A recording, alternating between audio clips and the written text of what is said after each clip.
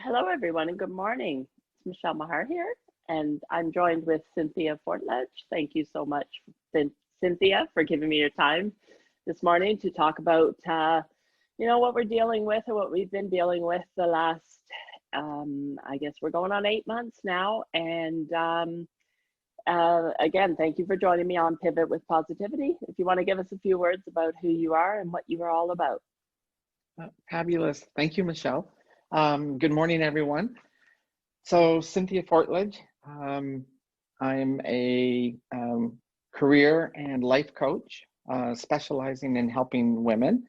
Also a former technology executive and consult, and an accomplished international speaker as well, in English only.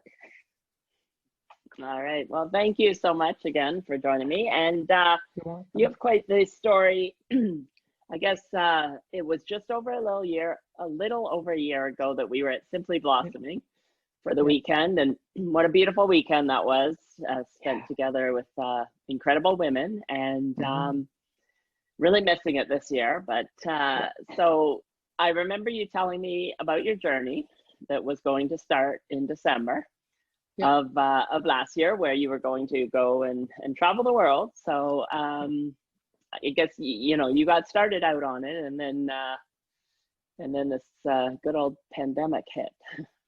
Yeah, absolutely. Yeah, it was after a 30-year executive career, it was kind of the dream, if you will, to travel the world, to see more, to really expand my horizons. And so I was going to live in 12 different countries, cities, around the world in a year. So December the 26th, left Canada and headed to Santiago, Chile, which, if your viewers will recall, at that time was known for the protests that were going on, to deal with it. So we were heading into that zone and got to experience and see that, but I also really got to understand the culture and why they were protesting. So that was kind of a really eye-opening experience.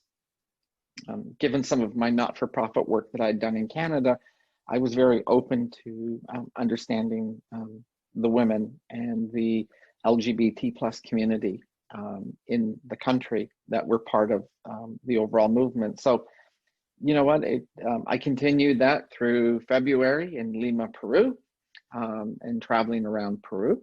And then into March, figured to continue it into Medellín, Colombia. And that's where the impact of COVID-19 and the pandemic itself came to a halt, as March the 13th, Colombia canceled all flights in and out of the country.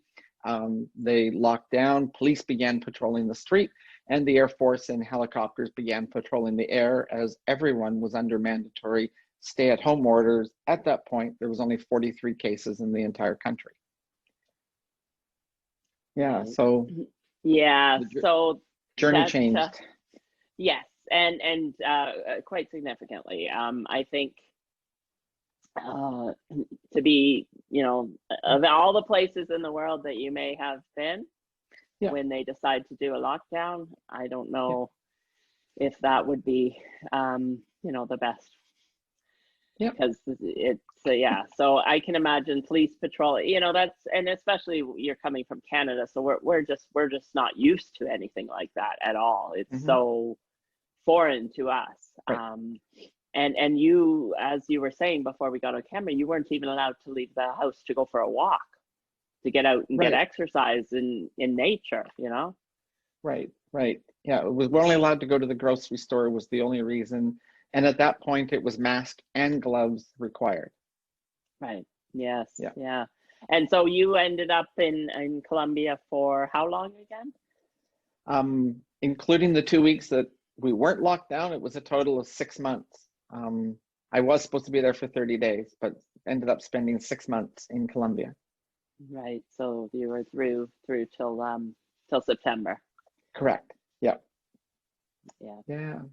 And then when they did release the lockdown, you were one of the first to grab a flight out of there. Yeah, yeah, it was September the 8th. We grabbed a flight. It ended up actually being declared as a repatriation flight because the rules were very fluid at that point. So I actually flew to Miami in the United States, which was a hot zone. Um, and so got there. I had a flatmate that was from Colombia that was with me. And we had decided that we were actually going to change our route completely and head back to the UK where she was from. And for me to come back for the purpose of reestablishing my citizenship since I was born here many moons ago. Right. Okay. Yeah. So going back to when they did lock down and cancel all the Yes. flights, so they didn't really give people the chance to get out and go back to whatever country they come from?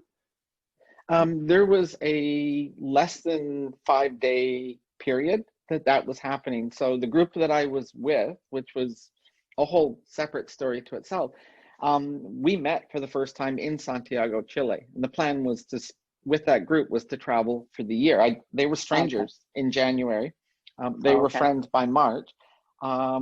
Many of them American, at least 60% or more. Virtually everyone took off back home. And there was initially a dozen of us. Through the period of the months, that dwindled down to 6 of us that were there. One girl from Mexico, 2 girls from the US were still there, 2 girls from the UK, including one of my flatmate and myself. So out of these 27 travelers, 6 women were left. So that says a lot about us women, of how we're able to figure it out and sustain ourselves. Yeah. And you know what? We stayed in touch. We helped each other. We were all living in different places. It wasn't one big home. We were in the same neighborhood, would be about as close as it was. And yeah, we kind of helped each other. And then we were able to finally got a little bit tiring, and other parts of life were calling. And my flatmate and I took the opportunity to be the next 2 to leave when we headed out on September the 8th to come to the UK ultimately. Okay. And how long were you in Miami for? 24 hours. We actually had to overnight in Miami. So basically we got out of the airport into an Uber. Uber took us to our hotel. And again, it was mask and gloves the whole way. Got into the hotel, did not leave our hotel room, had food delivered to the door, checked out the next day, went straight to the airport, went into the lounge, and even traveling in the lounge is like, oh my gosh, what a different experience. So yeah, I can imagine. And so now you are settled in the UK. And you've now the UK's gone back into a second lockdown, as I understand. Correct. Yes. Just as we are kind of reverting back a bit here, where things were open, now they're closed, and they were supposed to open, and they're going to remain closed because the cases are what they are. So so going back to when the whole thing started, it like I was saying to you before getting on here, I never really thought it would come over here to the extent it did. And for me, the fear really set in when they announced that the NBA was suspending the season and the other sports were suspending the seasons. And like, I'm not a sports, I don't watch sports, but I know perfectly well that is so many people's lives. Like, completely. And for sports to be suspended to that extent, I knew that this was something serious that we've never seen the likes of before. Right. Yeah, certainly. I mean, originating out of Winnipeg, or at least I grew up in Winnipeg. So that's where I was flying out of initially. When I heard that, you know, the NHL had canceled and the Jets weren't playing, well, then you know it's serious. So yeah, it definitely did that. And even, you know, traveling, like, you know, it wasn't that December when I left, it wasn't like we didn't know that COVID existed. I mean, at that time we just called it coronavirus or nouveau coronavirus. So, you know, at the end of the day, I didn't think it was going to cross paths with where I was going. And part of my travel plans initially was to spend 4 months in Asia. But even then it was like, yeah, no, it's not going to get us, because we were going to be in, you know, places like Vietnam and Thailand and stuff. Well, you know, everywhere else that's China. But, you know, as we've learned, borders don't stop viruses. No. You know, distance doesn't stop viruses. It finds a way. As we move about as humans, so too it moves with us. Right. And the other thing is, too, money doesn't stop viruses. You could be a billionaire and it's not going to protect you. Correct. Yeah, absolutely. Yeah. Yeah. So this is really showing us how we are so connected. We are so interconnected as a global community. You know, and the whole world is going through the same thing at the same time. You know, differently country by country, but we're all going through the same thing. And it really, again, doesn't matter who you are, or what your social status is, or anything like that. So what I found at the beginning is there was a lot of fear, of course, because you know, again, all of a sudden all this and we're going to close, you know, everything's shutting down. This never happened before. I found social media to be getting so negative. And so much judgment and negativity, like there is no tomorrow, there's no future, and that's why I decided to start this interview series. But what I really find is that we are, you know, it's all about perspective and how you look at what's happening, because what it did is it gave people the time to sit back and actually be present, slow down. A lot of us were going at a crazy pace, and people running from place to place and just thinking of the next thing they had to get done without having the time to sit and actually be with yourself. And I think that caused some people a lot of difficulty at the beginning. They just didn't know what to do. It's so true. I mean, I have no problem admitting that for the first 3 weeks, even though we had our one day a week based on the last digit of our passport, we were allowed to leave to actually go grocery shopping. I didn't do that for the first 3 weeks. I spent the first 3 weeks in my apartment with my flatmates. They took advantage of their 1 day a week and they went out. I was just too afraid to interact with others, and at the speed and the volume that this virus was moving, I just didn't want to risk it. And finally, it kind of like, okay, this is part of life. This is going on. This is what you need to do to protect yourself. But I also think, Michelle, that there's a part of it that, like you kind of referred to, I was afraid to be sitting there with myself, and even given all the work. But I didn't have a choice.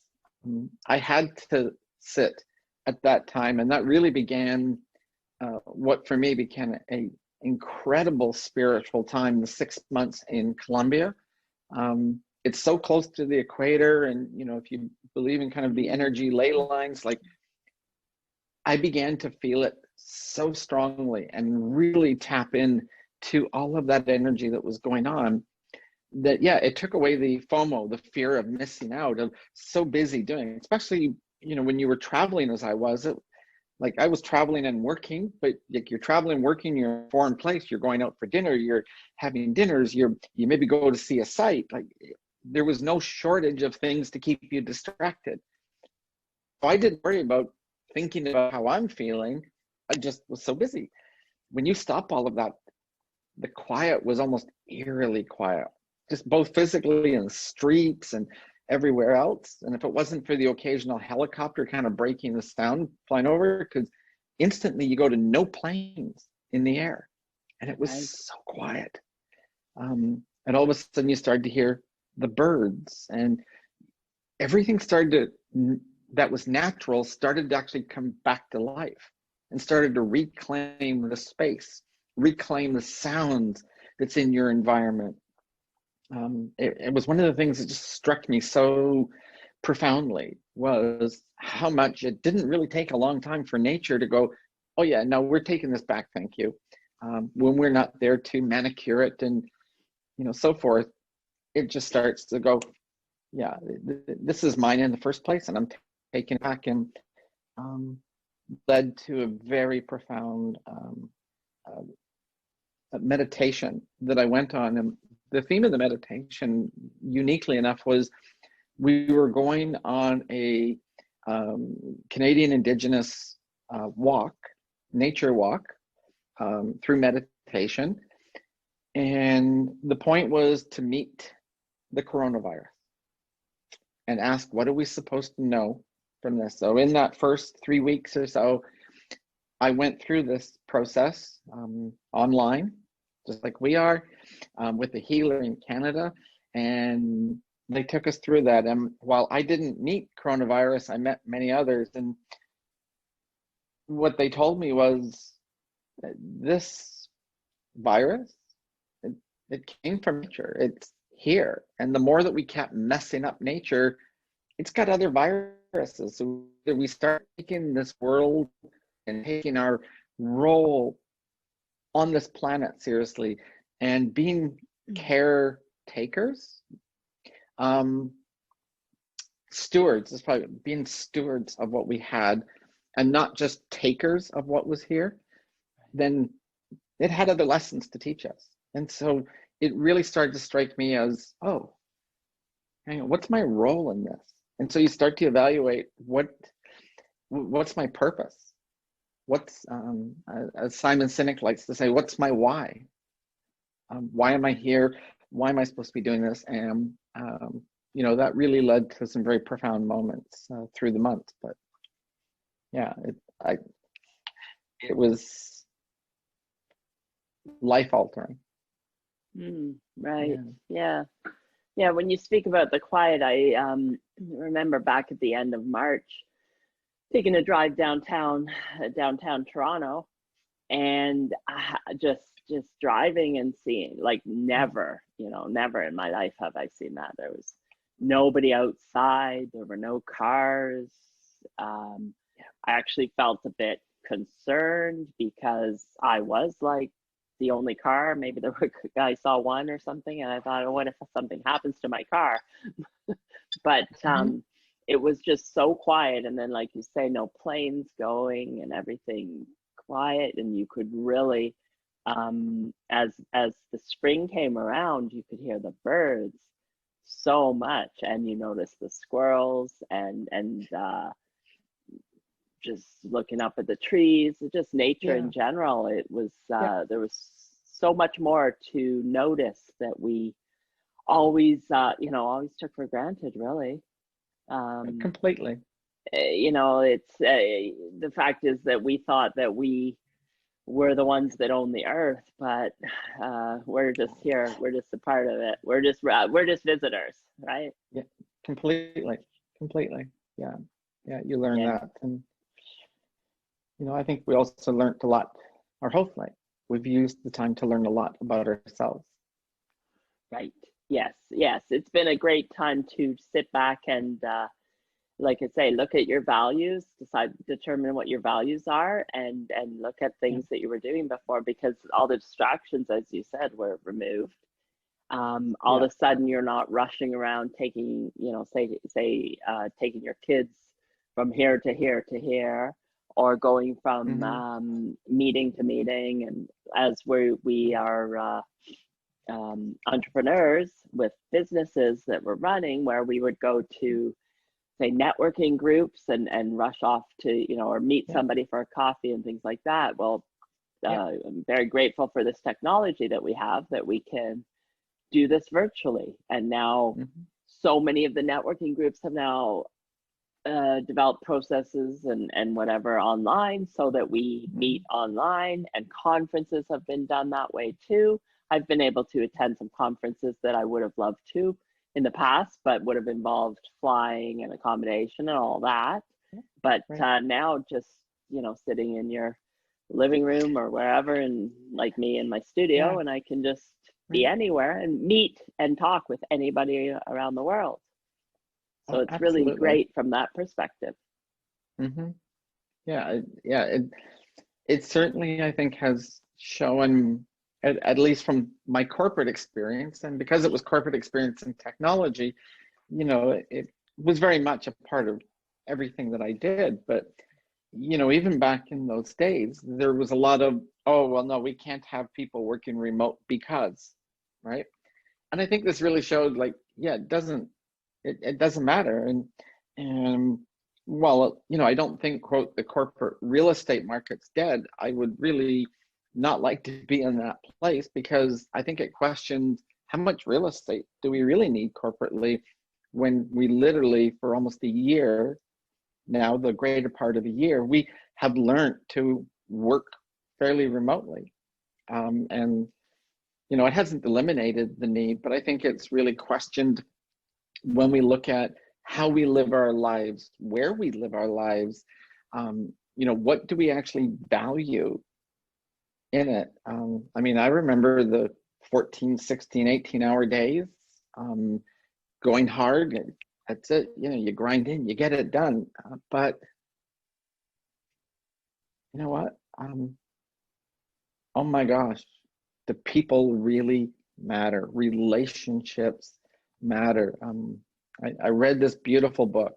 It's called Lost Connections by the authors Johan Hari. Now, he's a columnist with The Guardian here in the UK. I didn't read it here in the UK. I read it in Colombia. And it's listed as a definitive guide to depression and anxiety, which I've certainly gone through and suffered, and been able to find techniques. And the book really is broken down into 3 interesting sections. The first section talks about depression and anxiety as we know it today, and from a medical perspective, and all the studies that necessarily the drug companies have paid for and done but haven't published because they weren't necessarily favorable. And it gives you, through about 8 chapters, a really broad understanding of a lot of the background. The good thing is the drugs work for a small percentage of people. The second one talks about alternative strategies, and really introduces the concept about connections. And then the last set of chapters talks about the way some of these understandings and strategies have actually been put into practice. And what's really intriguing to what you're saying is, it's not just the lost connections with people, but like there's lost connections with having meaningful work, right? It's a question of, what are we doing? Why am I doing this? Having lost connections with nature, how much we are truly a part of nature, and simply how much of stress and anxiety we don't need to have when we're out in nature, and we can just let go of it. And nature will take it from us gladly. The meaningful connections from community, right? And we both know this from Blossoms, and just having, that wonderful community that we were a part of, being a part of that. But it's also lost connections with having a meaningful purpose to self. And of course, lost connections with people. So when we talk about, certainly when I talk about connections, I look at all of these varied ways that we really assess.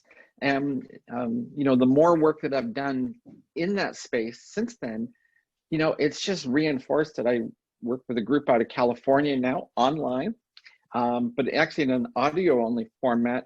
And I host a discussion group every week for this LA based group on Lost Connections, a weekly peer meetup to talk about depression and anxiety, what everybody's going through, how we're all helping, how we're there to uplift each other, and to be a comforting shoulder to lean on whenever they need it. So yeah, it's been, again, another part of that profound journey that I talked about, that I've been on, was to discover this idea of lost connections that we have. Right. Okay. That's so important too, because the whole mental health side of things with this shutdown, as you were saying, that at least when you were locked up there in Colombia for the 5.5 months, at least you did have a flatmate, so that you had somebody to, at least you had some company. But imagine there's so many people, especially some of the older people, that are have been locked up and at all alone, and some without internet, and some don't, So it's definitely been, and then going on for so long, even a lot of the older people here are still nervous to go out, even with a mask and things like that. Because if they're in the high risk category, then it's, they shouldn't be going out either. But to be alone for so long, it's great to have those kind of discussions and as well. And going back to the corporate side of things, I did work. My last job was at the bank in finance for 12 years, and I know that again, it wasn't something that they favored, working from home at all. It was something that was not, it just was not. There wasn't a belief there that you could get the work done. And I think what I have seen from talking to a lot of people is that the corporations are getting a lot out of these employees that are working from home now. People are working, starting when they may have left for the day on a normal basis. So they've got that, say a 1 hour commute, they're working that, or they're working even in the extra hour then. And also there's no distractions of talking to people at the, lunchroom or things like that. But the other side of things, so when you say about, is there really a need for all of this? Is there a need for everybody to get up and spend an hour? Like it's, Toronto, you're given for sure an hour if you have to go downtown. The traffic is horrible. You're stressed by the time you get to work, whether you are driving or you go on the public transit, where you're squished with other people. So, so you have,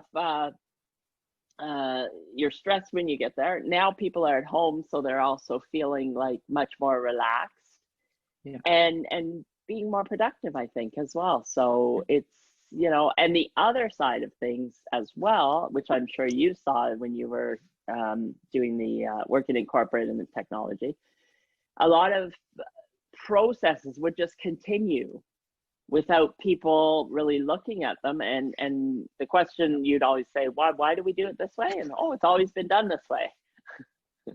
That must be your favorite.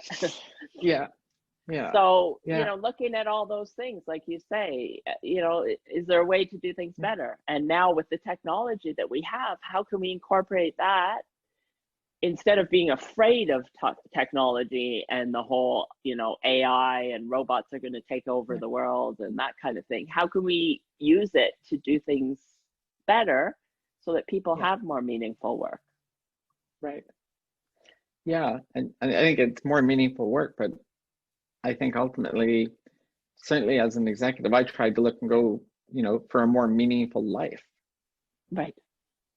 Beyond just the work. Right. And a much more well-rounded person is also a better, employee. To do that, we're much more creative people. But you're right. Like all of this change, there's the commute time that's gone, but the simple fact that my computer is here and it's on the dining room table, well, I'm not closing it at 5 o'clock and commuting home. It's still here at 8 o'clock at night. So if I have that thought, well, I'll just sit down. And so all of a sudden now it's not just the commute time extending the day, but it's the fact that nobody knows when to turn it off because we've used place as a way to decide how to turn it off. Right. And when you're in a lockdown, you don't have a driver to say, you need to, kind of make these shifts. It's like, well, no, this is my world, this room. For a period of this, when I first came to the UK, I was in it was actually not mandatory. It was mandatorily requested, but you had to voluntarily self-isolate for 2 weeks. And I was in you had traveled. Right. I was in a 1-bedroom, because this is technically my 3rd lockdown in 9 months that I've gone through. So in that 2 weeks, and in that place, I actually lived there for 6 weeks total. It was a 1-bedroom studio. And so the first 2 weeks, I basically came off the plane, got in the car, arrived at, it was an Airbnb, came in, they did the check-in.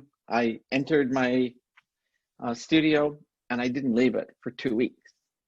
And it was hard because that's the first time this whole year where I was alone and I actually had to rely on everything. But what I found the absolute brilliance of it was that all the work that had occurred during my time, and it was both refreshing skills, but also learning some new skills on how to self-manage when I was in Colombia, and the spiritual work that I'd done is what sustained me. And so while, I missed those lost connections with people, I had the technology to a degree, but I also realized that was a moment for me and went, hey, I did this on my own. I use this technique and I've used this technique and so forth.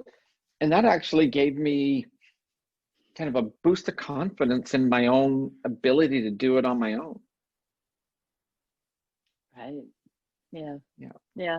That's it's important to to take the time to be with yourself as well. And hopefully a lot of people, hopefully most people have taken that time to figure that out, because like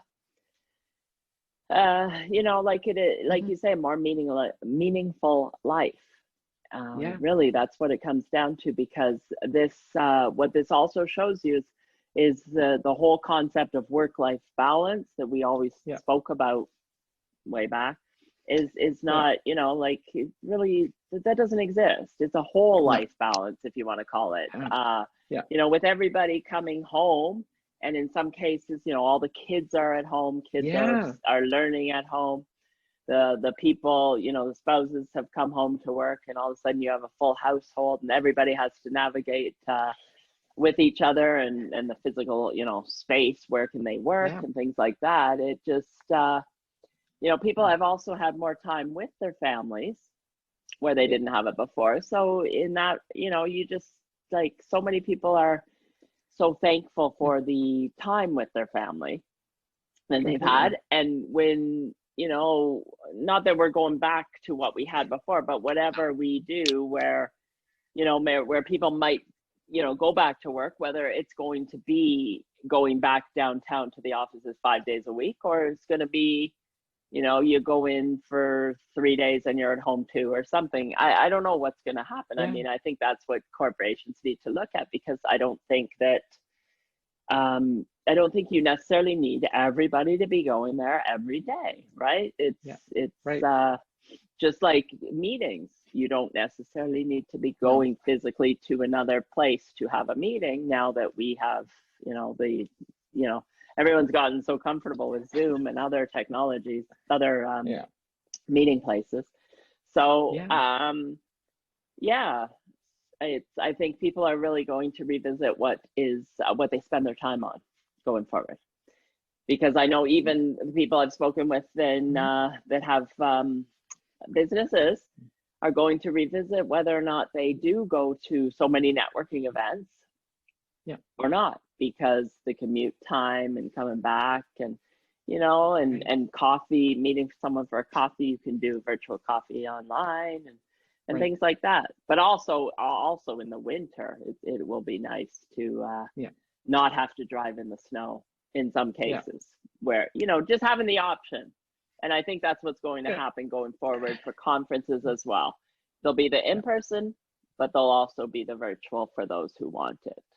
I don't know what's, when anything is going to happen, and I'm not going to forecast any of that. But because I think that really it's we have to look at what we have and figure out the best way to use it going forward, and new ways of thinking. Like, we have the chance to create all new things, like new education, from education perspective, from a healthcare perspective, because we had all the problems in long-term care homes here, and the corporate side of things too, right? It's just we have like you say, meaning, a purpose. That's what's important. Everybody wants a purpose, and it's something that we need to rather than just being on the hamster wheel and getting Yeah, up every morning, going to work and doing the right, same thing over and over again. right. Yeah. Yeah, yeah. I mean, I always talked about in my business, I use the phrase, um, my kind of byline is acceptance without understanding. It's a philosophy for life. Um, but I said, but it's a philosophy for life for a human-centric world. And I think it could be argued that life before was not necessarily human-centric. We did not, our lives were not centered around other human beings. It was around events and things and accomplishments and statuses and whatever. Right. And certainly for me, while I have been traveling and had a flatmate and whatever, that whole idea of connections with family that you talked about, certainly family that were left over that were back in Canada, they ended up all cohabitating. I mean, daughter was off at university, of course. Doesn't matter what province you were in, they all got canceled. So she home,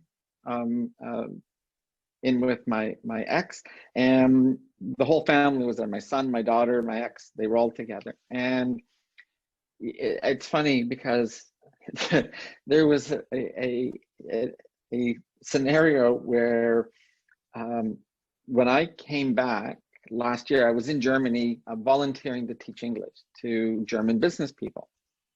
And I flew back just in time for the Christmas holidays. And I was there in Winnipeg for 4 days.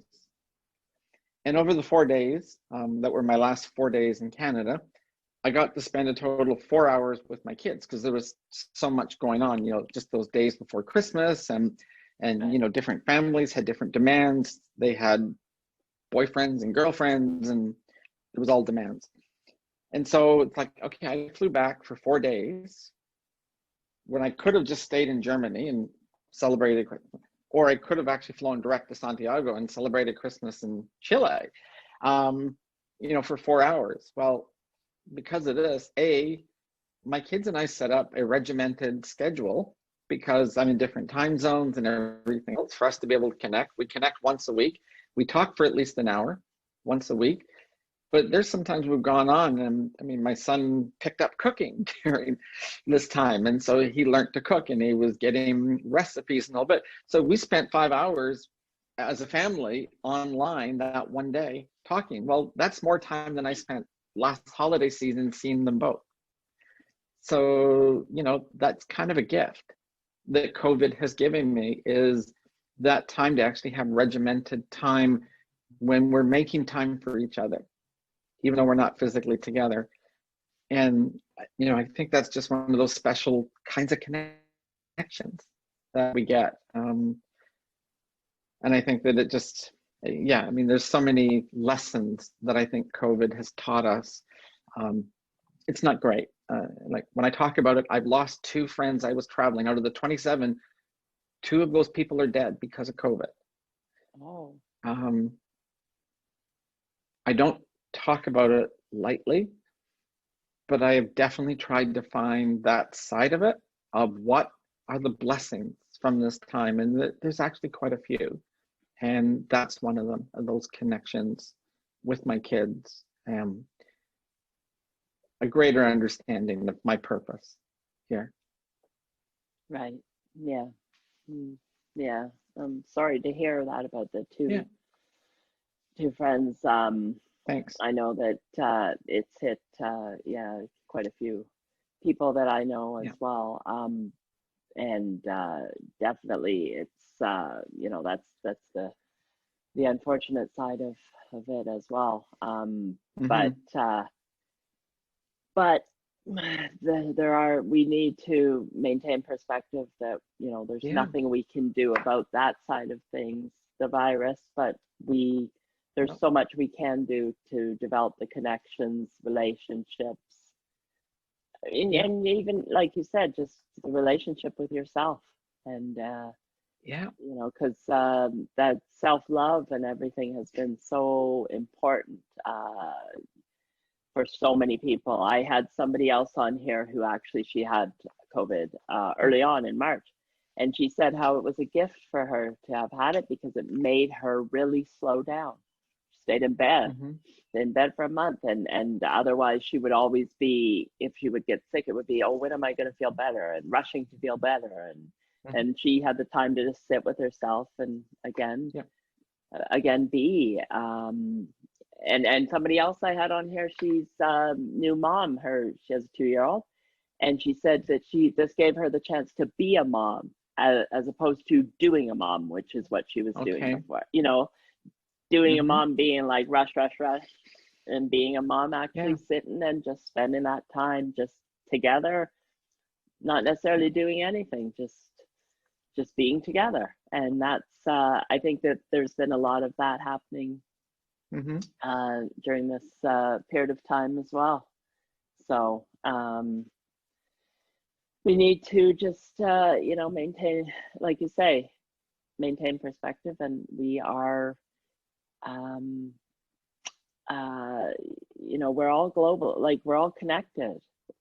We're all connected totally, and we need to remember that what you do affects others, and we need to be conscious of that fact that just like I say, this has shown us that as well, for sure. All right, well, thank you so much, Cynthia, for your time talking about You're welcome. Everything, and I will put your information up underneath this interview as well for anybody who would like to contact you. And those the Lost Connections talks that you were talking about, is that an actual meetup group that anybody's welcome to, or how does it work?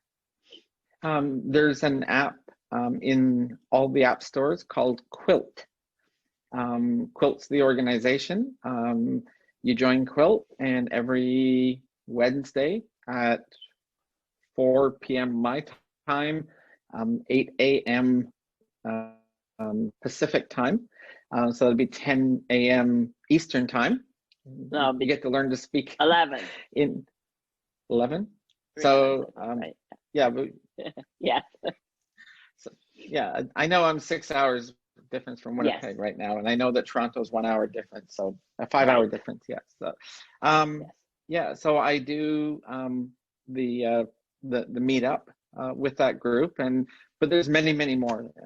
There's lots of wonderful people doing lots of different stuff, and it kind of reminds me of almost like a virtual Blossoms group. That's what actually took me to them in the first place. So yeah, it was a really beautiful event, but there's mostly a West Coast group on there now, and certainly I would invite all my Blossoms to join me. I would love to have them, continue to kind of build up that East Coast time zone group as well. And yeah, so we'll look forward to hopefully seeing everyone there. All right. Okay. Thank you so much again, and stay safe. I guess, what are your plans? You're in the UK until you can get out, or what? Well, no, I mean, I could leave. I think I can leave if I wanted to. At even this now? point, I was, so I think it's a complicated conversation, but simply put, my visitor visa takes me to February. Depending upon my citizenship status, which obviously removes that barrier, I may end up spending March, April in Europe because it's a different timeline. And then by May, I have to make a decision whether I'm staying here longer or am I divesting myself of the goods in storage in Canada or coming back. I don't know. Right. Okay. Yes. All right. Well, best of luck with everything, and stay safe. And we'll see if you come back. Then hopefully I can see you sometime. Absolutely. You bet. All right. Well, thank you again. You take care. And take care of yourself as well. You too. Thank you. Thank you. Bye. Bye.